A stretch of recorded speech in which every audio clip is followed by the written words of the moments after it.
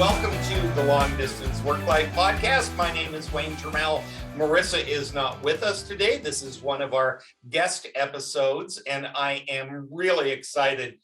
Those of you who are familiar with the show know that we try to make sense of the whole virtual hybrid work thing, and nothing is more important to that than communication. And we are talking to a very smart guy. Roger Courville has been in the world of remote communication, virtual presentations, as long or longer than I have, which is a really long time. He's with virtual venues. He is a writer and a teacher and all of that stuff. And Roger, good to have you with us, man. Oh, so glad to be with you again, Wayne. Thank you. What I thought we would do is people look at things like Teams and WebEx and whatever, Zoom, whatever else, and they think of them as meeting tools. But I want to talk about presentations, webinars, training, teaching things, what we used to think of as presentation skills, and why so many of us frankly stink when we do it in a virtual environment. So let's start there, right? We thought we knew how to talk, and then we had this to work with. Well, like you, I go way back. September 1999, very first virtual event I ever worked on, and the presenter shows up by dialing in on a cell phone while he was standing in line at an airport. Had no idea what was going on. And, I became fascinated, actually like you, since I know a little piece of your story, I became fascinated with how the medium affects how we connect with people. Right? And sometimes the base level is, how does Zoom work? Or WebEx or Adobe Connect or and I want to learn how to use a piece of software. But the point isn't connecting to, it's connecting through. And if I can be theoretical for 92 seconds, transmission theory or medium theory of communication began to study decades ago in an academic sense the nature of how a medium affects the sending and receiving of signal, right? And illustrated, we understand that you can tell a story in a book, you can tell a story in a movie, and the discipline of telling even the same story to the same audience is very different. It's a little less obvious when we use a tool like, Teams or WebEx or Zoom, because what we do is we're used to talking on the telephone, and then when we make a presentation, what do? We put up PowerPoint. But if we think about the things that are the best part of human connectedness in an in-person world, and then we move it on, and we ask anybody, hey, what's the best part of connecting in person? Nobody would say somebody talking over PowerPoint. And so I think one of the key problems that we have is that we also see webinars done badly every day. And so we have an expectation of what a webinar or virtual event is. And then, of course, there's the personal attitude. Do I realize that I suck? Because you can't help those who don't realize they need help. I love that you said that, because it has always frustrated the heck out of me that people who in a room, in an audience environment, are engaging and charming, and they interact with the audience, and they're kind of fearless. And then they get online and they become presenters. And all the things, Right. right? All the things that we know about communicating go out the window. And Right. We do things that we know are, but if you said to somebody, I'm going to talk to you for 45 minutes, I don't want you to talk to me. I want you to sit there and hold your questions till the end. They would walk out of the room. Right. Exactly. One of the things that, and I don't even know why, other than it seems like it's the same thing. I'm got PowerPoint, I'm talking to people. And yet, if we asked people how to be successful when technology is involved in other contexts, nobody would say, teach me the technology and that's all I need to know, right? If we were teaching telephone customer service skills, yeah, we might need to know how to mute a call and forward a call, but nobody does training on the telephone and thinks that they've just been trained as a customer service agent. Right? And similarly, we wouldn't teach presentation skills and show somebody how a projector works and then think our job was done. And yet, at least to me, one of the things that I did, that was focus on skills. And over, people would call and go, "Hey, we need some, virtual presentation skills training." And I would say, "Great, tell me what you want to know." "Well, we use WebEx," or whatever their answer was. And I just got used to using the old sales adage, sell them what they want, but give them what they need. So to me, it's just upside down. In fact, if we're going to turn this into a teachable moment and turn it into a tip, it would be like saying someone wants to learn to be a better writer, and you're going to do it specific to the medium of Microsoft Word. At some point, you might say, "Here's how to underline or bold some text," because that's part of you expressing yourself as a writer. We wouldn't only teach you that, but we would teach the tool and the tactic after the principle of going, when might I want to italicize something if I was thinking about being a better writer, and then using the tool to execute that in a particular way. Yeah, focusing on the technology is counterproductive, and yet that's where most people go, right? So here's my question. If you were talking to somebody and you had one thing, like, for the love of all that is holy, learn this. Right? Well, I know you know where I'm going, and I appreciate the question, in part because I've answered that question on more podcasts than I've been on every time I've released a book or something that I can count. And I say, I lean in, pause for effect. Open your at-a-glance tools. To which someone typically goes, "Huh? What are my at-a-glance tools?" And I say, "Okay, here's the slightly different, lengthier explanation." The number one complaint people move online and present is, "I can't see the audience that I'm connecting with." Right? And I think then the default is then talking too much, talking over PowerPoint, and as you already pointed out, committing the unpardonable sin of ignoring people with their hands up. But when we move online, we're minus some of the feedback mechanisms that we might be used to from standing in front of rooms, meaning I see people are snoozing. I see that Wayne has his hand up. I see somebody else, glancing at their watch, whatever that might be. And I use those visual cues to then do what I do. Well, how do we do that online? Various tools have all kinds of platforms, Zoom, WebEx, GoTo, etc., have all kinds of tools that are proxies that I think of like the dashboard of your car, right? The default is, oh, I want to see everybody on video, but that only works until you get 10 videos. And by the time, most of them cut off after 25. And if you're presenting to any group of people, you're not going to look at 25 different cameras anyway. So you're back to going, okay, what is the way that I make eye contact, virtual eye contact with my audience? And that is to learn to use the instruments on your dashboard like looking at the dash of your car. You don't stare at the speedometer, you glance at the speedometer and get meaningful feedback, because if you stare at it too long, you get distracted and bad things happen.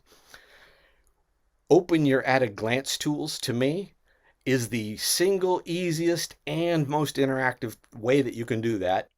Forget the hands up, forget the polls, forget the audience built-in attention meters. Open the chat box. And when Wayne types something in, learn to glance at it and go, "Oh, Wayne makes a good comment." And in fact, what you figure out is that if you want, it doesn't even have to be a question. Like, Wayne asked a question, "How much should I do on Tuesdays?" Great, I'm going to answer Wayne's question. How much should I do? No, I'm bopping along and Wayne says, "Oh, you should also do that on Tuesdays." And I'm like, "Oh, perfect. Wayne says you should also do that on Tuesdays." And now I just brought Wayne into the conversation, and assuming it's not in a really two-way medium like Zoom meeting, and maybe you're more in a one-way broadcast kind of medium, you still gave Wayne a voice. People realize that you're connecting with real people in real time. And it just transforms the experience on the other side, because the downside is that if you are nothing more than a glorified YouTube video, then why should I show up live? And, as I've tried to explain to people, hands up everybody who's never fallen asleep in front of the television. Right. Exactly. That's a great point. you know? Yeah, I love what you say, that notion of getting that feedback, because that's what freaks us out, right? Is we're speaking into the void, and then we get in our own head because we're not getting the smiles and the nods, and they're laughing at our silly jokes. But if I see somebody put up a smiley face laughing emoji, I know that they're there. I'm getting feedback. Right. Right. And you can, and you asked the one tip to where you start. Let me encourage someone listening to think that we can get really deep and advanced. Let me give you one example. Frequently, if not most frequently, when you're presenting online, you're in a different audio environment, meaning you hear yourself differently, whether you've got a headset on or you're listening through your computer speakers, even right where I'm right now, like in a guest room, because I'm on the road and not in front of my regular microphone. It sounds different in terms of how I have my own biofeedback in my own head. It sounds different than my usual studio, but any of those sounds different than when you're standing on stage or in a room that's big enough to seat 50 or 100 people. Now, you might not think that's critical, but I've seen over and over that part of what creates apprehension is that something is different, and there is something psychosocially different about presenting in a different space. Maybe you're in a cubicle, or you're in a small office, or you're listening on your earbuds, or you know what I mean? So you can get really deep about the things to become conscious about to master the environment. I mean, that's not where I'd start, but that's literally how deep we can get.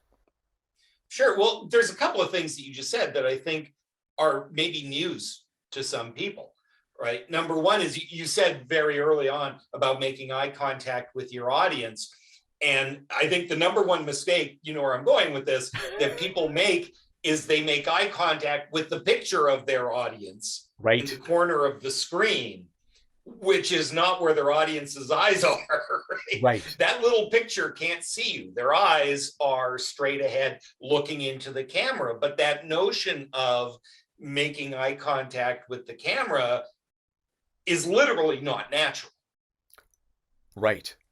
And another thing that is maybe too natural would be this. If you're standing in front of a room and you had your back to the audience and you stared at your PowerPoint slides, let alone read them, people would think you sucked, right? And yet what do we do when we move online? Now they're right in front of our face, and we have more propensity to want to read things literally or use my PowerPoint as a teleprompter. And that's not natural, right? I mean, maybe it's almost too natural to just glance at my PowerPoint slides because they're right in front of my face, but that's not where and how you would make connection. Think more like a TV person. You want to make eye contact with the camera. Now, even great TV hosts don't always. In fact, one of the trends in the last couple decades relative to how TV used to be a lot, is not necessarily making 100% eye contact with the camera, right? We know the teleprompter, look at the teleprompter, and that way it looks like I'm always making eye contact with the camera. And you can do those kinds of things virtually, and there's a number of contraptions that will help you try to figure out teleprompting while making eye contact with your computer camera. But most of the time, authenticity wins. That is so important. I can't tell you how often I've said to people, we do certain things when we're presenting online because we don't want to make a mistake. We don't engage the audience and ask questions because we want to get through all our material. And, we don't. That's an amateur mistake offline too. Oh, absolutely. Absolutely. But Grandpa used to call that trying to squeeze 50 pounds of spuds into a 5-pound sack. Your grandpa used a much nicer noun than mine did. But yes, that's exactly what it is. But those kinds of things we do for our convenience as the presenter. like we read our slides because we don't want to forget anything. We don't want to leave Right. out a point. And I always tell people, your audience will forgive imperfection. They will not forgive having their time wasted. Oh, bingo. So what you call off 5 extra bonus points for Termel. Oh my gosh, yes, right. flying squirrels, acorns, you know how that works. We could do this all day and Yes, we have. could. But here's the thing: the muscle memory involved in using tools, and I don't care what it is, Zoom, WebEx, whatever the tool is, Teams, yeah, is exactly. really not that important. They all do 90% of the same thing. But there's a muscle memory involved. And as a result, we tend to not use all of the tools because we don't know them, or we're not used to them, or don't want to get thrown off. What are the 3 features? Because 80% of people use 20% of the features. Right. Is kind of the rule. What are the 3 features that most platforms have? Right? They're kind of universal. That would make a huge difference to how people present. Let me put an exclamation point behind something you just said, and we'll just get to, and I already told you my first feature, so we'll get to the next couple. But exclamation point, when it's not, you use the term muscle memory, right? That autonomic thing, it's like swinging a golf club. When you're thinking about it, it sucks. So you just have to do it enough so that it's not, you don't have to think, where do I find the mute button? And actually, scientifically, when we experience some level of apprehension, right, our adrenaline increases, our breathing gets more shallow, and our voice doesn't sound as awesome, and a bunch of other things. And we forget things that we thought we knew cold. So that your point about muscle memory is dead on. It's not hard. It's just and it different. Only takes half a dozen times. Right. It's not hard. It's just different. You just got to do it a few times, particularly if you're working with a great coach like Wayne Termel, who's gonna know what to walk you through and how to maximize the efficiency of those repetitions. So I mentioned the idea of chat just to open it up. The second one that I think is overlooked is almost not a feature. It's a behavior, which would be the ability or willingness to stop sharing your desktop. So even if you're just going to do a webinar and you're going to present PowerPoint and it's just going to roll, every once in a while, if you stopped presenting PowerPoint, even if you weren't going to show anything else, you stop presenting PowerPoint because maybe you're going to take a moment just to check out the chat or something and answer a question. When you stop on every one of these platforms, if you just stop sharing, something happens for the audience that moves their player around, right? Where the location of the video reconfigures or whatever. So just the act of stopping sharing and restarting your sharing of terms of you pushing your PowerPoint creates a psychological trigger on the other end right? So, and then I'll extend that to the ability to turn on or off anything. For instance, if you truly aren't going to take questions, turn off the raise hand feature, as opposed to let Wayne in the front row raise his hand and sit there for 30 minutes wondering if you actually saw him, right? I know you've probably experienced what I have, right? I'm presenting to a larger audience and somebody submits a question and then they go, "Hey, did you see my question?" Because they don't realize they're sitting there with 800 other people. Right? So the same would happen with turning on or off a raise hand feature or something like that. If there was a third feature that I might, that I would say is critical, at least to the way that I do things, it's parallel to the chat box, which is simply the ability for you to see names and call on people by name. Now, in most participant list is your friend. Right. Now, most of the cases, that's enough integrated with chat or questions so that you can go, "Oh, Wayne makes a great comment." But whether it's the tool or the skill, your first grade teacher knew that one of her best tactics was to call on Wayne by name, as opposed to, "Hey, you troubled kid in the back row." right? So, and if even if you're talking to 800 people, if I say, "Oh, Julie asks," personally, I only use first names unless I know it's cool to do something else. And personally, I also go, Pradeep, Pradeep, did I get your name right? I'm just not going to be shy. Did I get your name right? And sometimes they mispronounce it, and they'll type the phonetics into the chat, and you just made a friend because you asked them how their name was pronounced.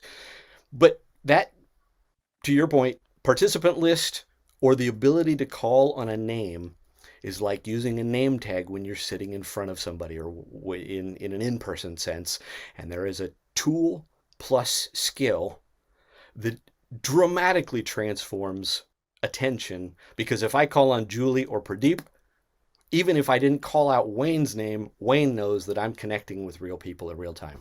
And Wayne might be next, and so he'd better pay attention. Right.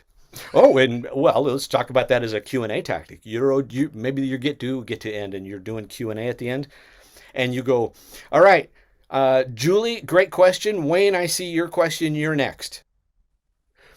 Something that cues up, oh, Wayne, I'm next. You're right. So people are paying attention. So anyway, there's 1,000 of those. I love, and I'm not going to try to add the 37 things that came to mind, but the notion of changing the view is really important, because people are a little like raccoons.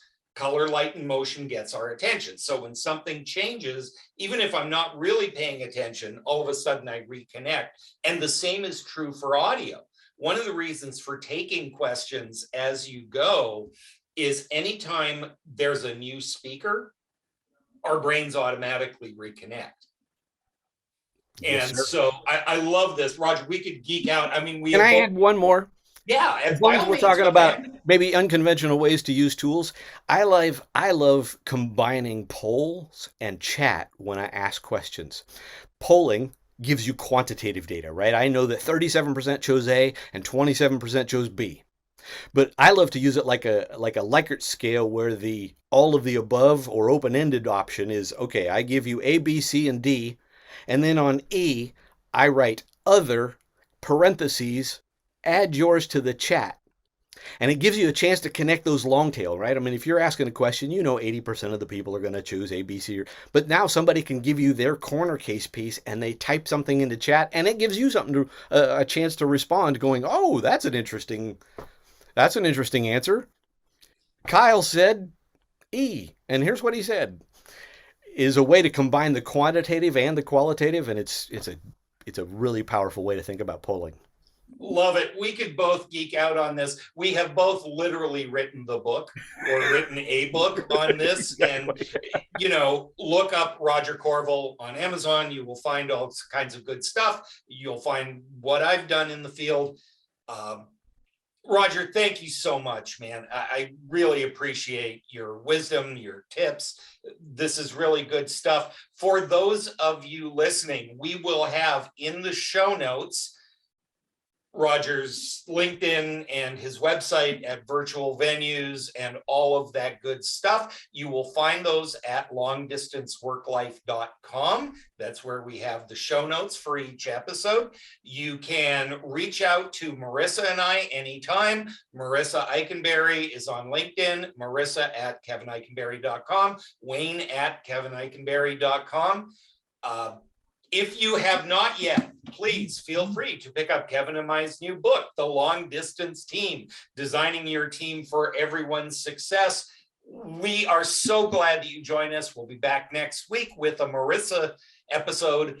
And thank you so much. Don't let the weasels get you down, and we will talk to you soon. Thanks so much.